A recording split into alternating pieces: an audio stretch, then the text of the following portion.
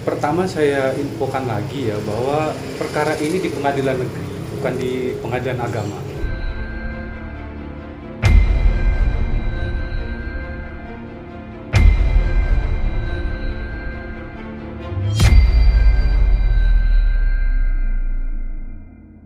Kan sempat yang di PT itu sudah sah gitu kan. Nah, Iya. mungkin ada pernyataan seperti itu, mungkin seperti apa tanggapannya?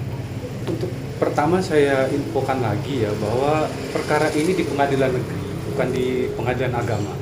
Karena kalau kita menyangkut ke pengadilan agama itu kan berarti kan ada pernikahan.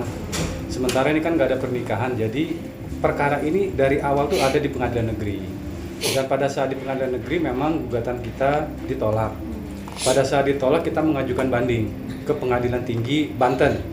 Di Pengadilan Tinggi Banten itu justru malah sebaliknya, malah banding kita ini dikabulkan, yang menyatakan bahwa Rezky Aditya ayah biologis dari anaknya Bu Eni, dan apabila dia membantah ya silakan dia membuktikan dengan melakukan tes DNA. Jadi nggak ada, kalau yang dari Pengadilan Agama itu dari awal tidak ada itu. Jadi menegaskan itu berita hoax gitu Bang? Kalau berita yang memang tadi malam saya dikabari juga sama salah satu teman dari media bertanya tentang berita yang dari Instagram ya, dan saya lihat juga itu bohong itu. Hoax ya Itu Bang? bohong itu. Tapi dia mengutip di slide pertama sama kedua dan ketiga itu memang dia ada mengutip dari putusan pengadilan negeri. Oh iya. Tapi di situ ada bahasa dia yang mengatakan case close. Nah itu nggak ada. Belum, perkara ini belum case close.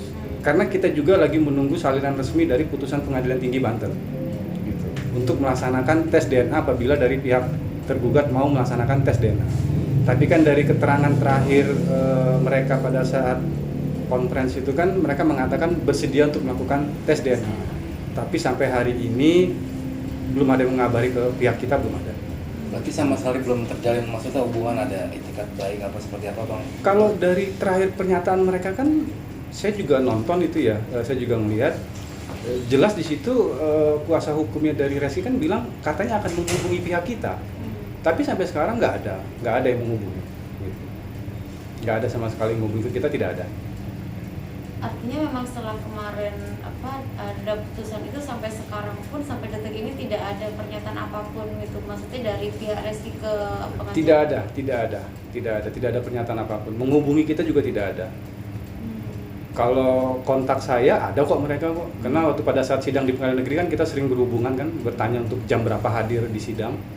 Jadi seharusnya kalau memang mereka mau menghubungi saya ya pasti bisa karena mereka punya kontak saya. Gitu. Bang, salinan resmi kenapa masih belum diterima Bang? Apa pihak sana mengajukan upaya hukum lain? Enggak dong, kalau mereka mau mengupayakan hukum kasasi ya mereka harus terima dulu salinan resminya.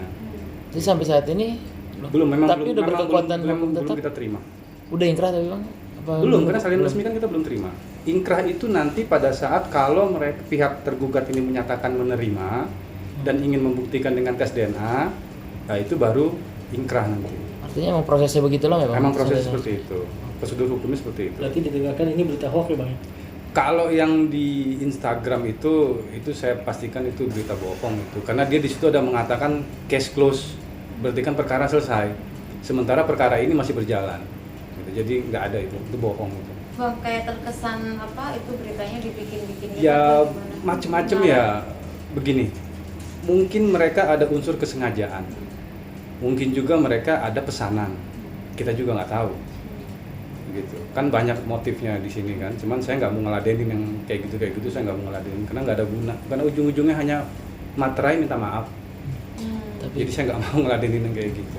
tanggapan Weni sendiri Bang, mungkin dengar juga nggak sih Bu Eni sudah mendengar kok, dia sudah tahu, dan kalau nggak salah dia juga sudah merepost di IG-nya dia kalau nggak salah.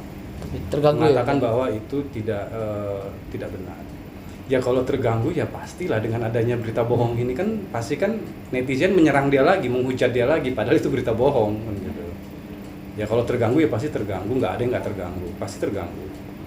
Gitu. Tapi ya biasa aja lah, dia mungkin udah biasa kali ngadepin seperti ini.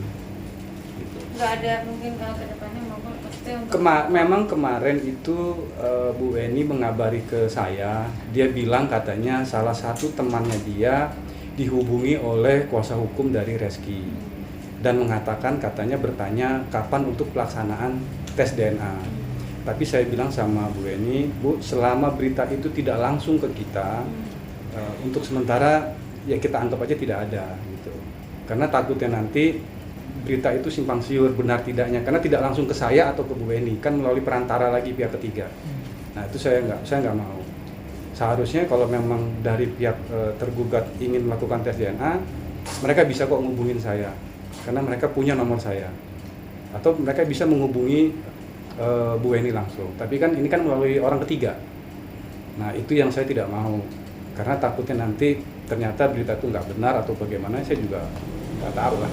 Karena saya maunya itu dari pihak mereka, ya kalau memang mau melakukan tes DNA, kita sudah siap, ya hubungi saya atau hubungi Bu Eni. Karena dari awal kan kita sudah minta tes DNA itu dari awal. Dari sebelum gugatan kita masuk ke pengadilan, kita sudah minta. Pada saat masuk di pengadilan pun kita sudah minta. Pada saat persidangan pun kita juga sudah minta tes DNA.